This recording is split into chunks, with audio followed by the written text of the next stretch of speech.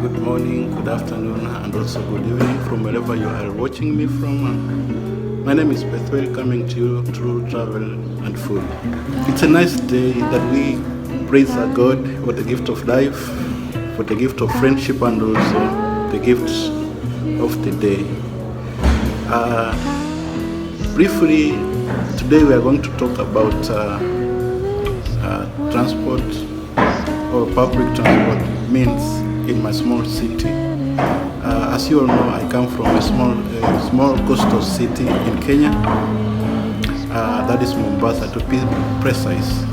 And we use multiple means of transport as we commute to and from our daily activity.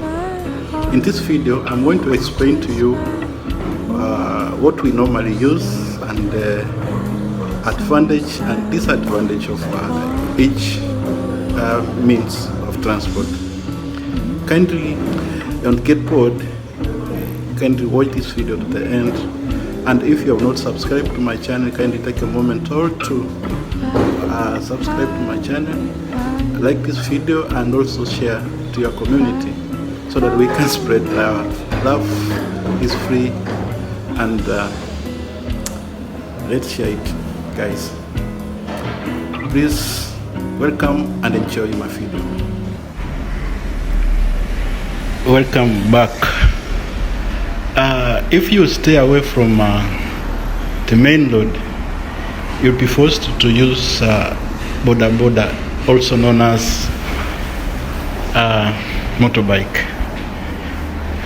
This has got two advantages. Number one, it's quick and it easily maneuver the traffic. And the only disadvantage it got is if it rains, we are going to be rained on so badly. So for those people who want to get to where they're going so quickly, they use Boda-Bodas or motorbike for that reason.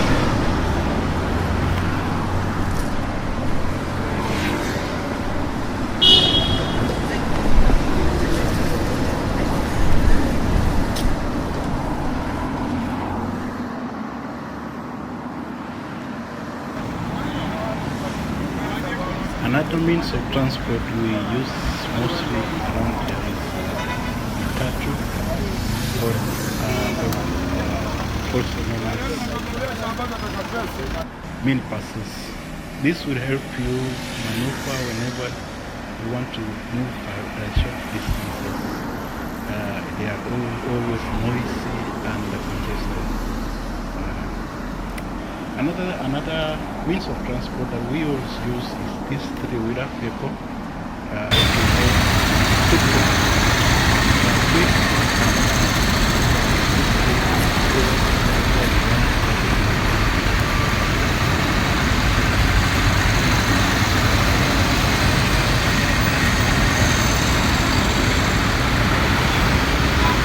And if we want to connect from city to city or intercities, we normally use buses. Buses can help you get from one point of the city to another city, and for long distances, people use buses.